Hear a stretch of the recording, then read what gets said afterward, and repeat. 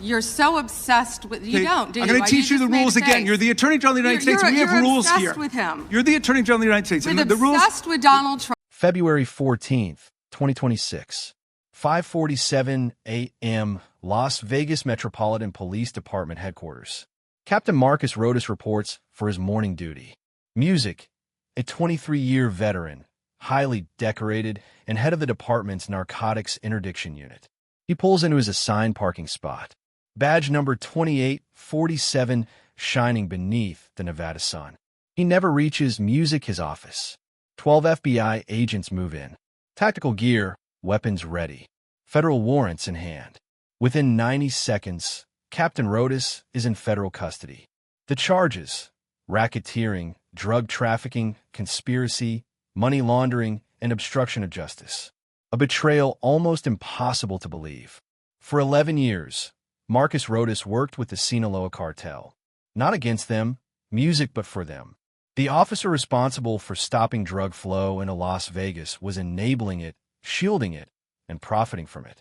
The scale of his actions would uncover the largest law enforcement corruption music case in Nevada history. The investigation begins with a single lead. The unraveling starts in October 2025. DIA agents intercept a shipment at the California-Nevada border. 43 kilograms music of fentanyl. Estimated street value, $8 million. Standard procedure follows. Arrest made. Phones seized.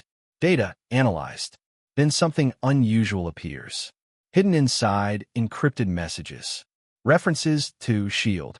A code name. Someone within law enforcement. Someone providing advance warnings of operations. Someone redirecting shipments away from music surveillance zones. The messages contain sensitive details only accessible through classified briefings.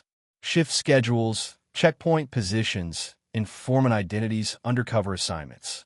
Federal investigators form a task. Music Force, FBI, DIA, and Internal Affairs. They begin narrowing it down. Who has access? Who attends these briefings? Who controls narcotics operations? Slowly, suspicion centers on the Narcotics Interdiction Unit. For 6 months, federal agents conduct surveillance, monitoring communications, tracking finances, documenting meetings. They observe Captain Rodas displaying wealth patterns that don't match his salary. The bank records reveal everything.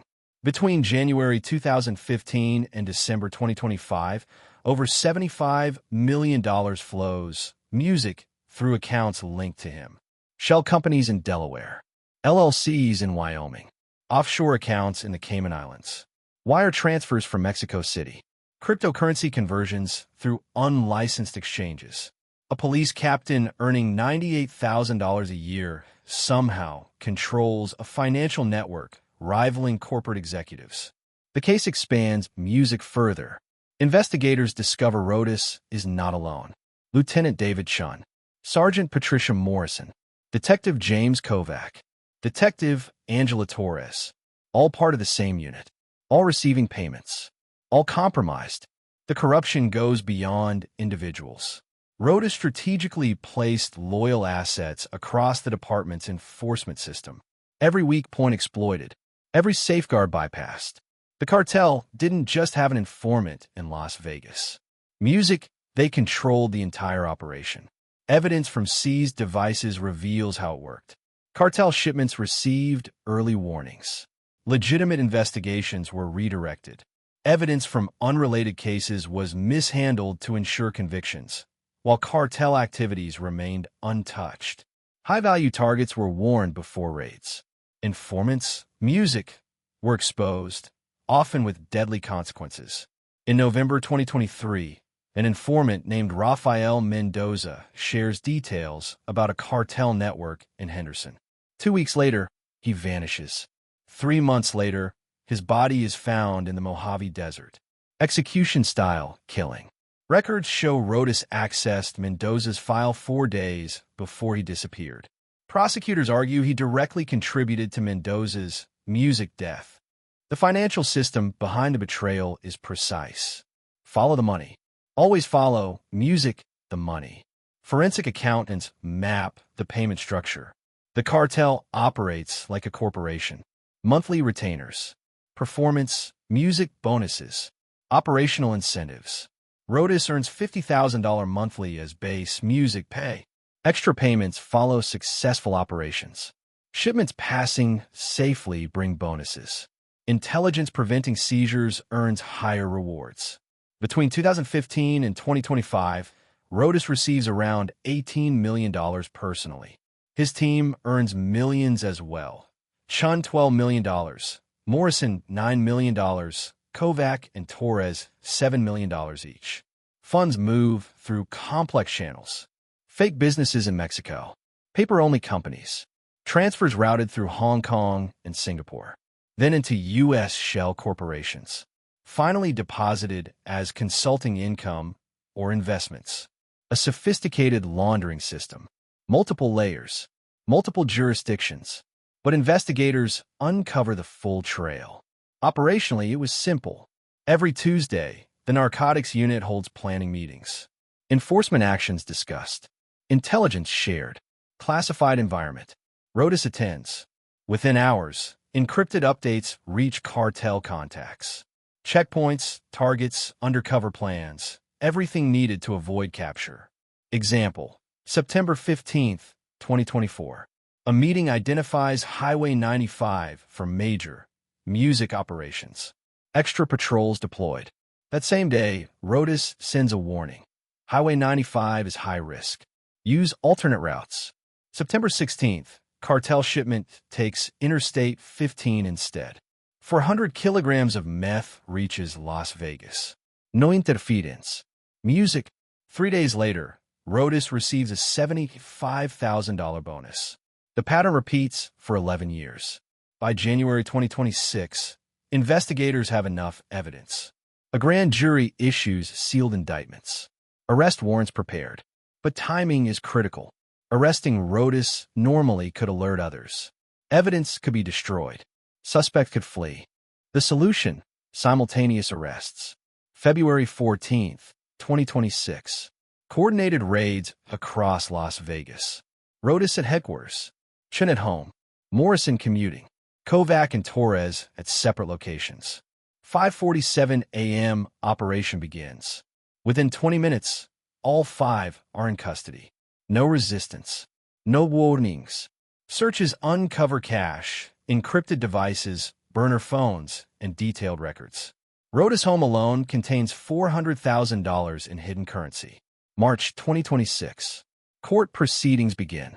Prosecutors present overwhelming evidence. Financial records, communications, surveillance, undercover testimony. Defense teams attempt to fight back. Claims of entrapment. Illegal evidence. Unreliable witnesses. All denied. By June 2026, all 5 accept plea deals.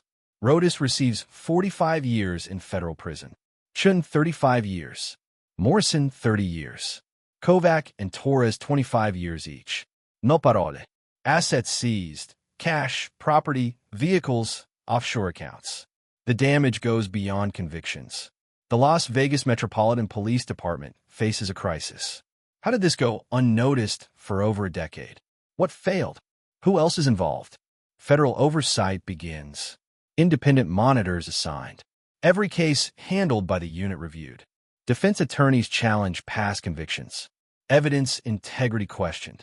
Hundreds of cases may be compromised. Families of victims file lawsuits. Financial liability reaches hundreds of millions. But the human cost is far greater. Rafael Mendoza, 34 years old, father of 3. His cooperation led to his death because the officer he trusted betrayed him. Investigators identify at least 6 more exposed informants. 3 confirmed dead. 2 missing. 1 survives under protection. Each case traces back to Rodas. This is not an isolated incident. Cartel-linked corruption is a growing national threat. Networks of compromised officials exist across multiple agencies. Cartels generate billions. They can outpay law enforcement easily. They offer money, protection, and threats. The method is consistent. Identify vulnerable officers. Build relationships. Start small. Increase involvement. Create dependency. Maintain control through reward and fear. By the time officers realize it's too late, system failures are exposed. Financial monitoring gaps, weak internal oversight, poor cross-agency communication, encrypted tech enabling secrecy. Rodas lived modestly. No flashy lifestyle. His wealth hidden offshore. How many others operate the same way? The case leads to new investigations nationwide. Cities like Phoenix, San Diego, Albuquerque, and El Paso show similar patterns. The Department of Justice launches Operation Shieldbreak. Expanded resources, better monitoring, stronger coordination. But cartels adapt quickly. New methods, better systems. The battle continues. Marcus Rodas will spend the rest of his life in prison. His team as well. Careers destroyed. Family shattered. Was it worth it? The illusion of control, the wealth, the secrecy, it always ends. The damage remains. Lives lost. Trust broken. Institution weakened. Cartels see it as a cost of business. They will rebuild. Every badge represents trust. When that trust is broken, the entire system suffers. Rodas made his choice. Money over duty. Crime over oath. The consequences go far beyond his sentence. Public trust erodes. Every officer faces scrutiny. Rebuilding that trust will take years. The question remains for every officer. Whose shield do you carry? The one protecting the public, or the one protecting criminals? Marcus Rodas chose his side. $75 million bought his loyalty. 45 years in prison is the price he pays. But the true cost continues far beyond the courtroom. Music,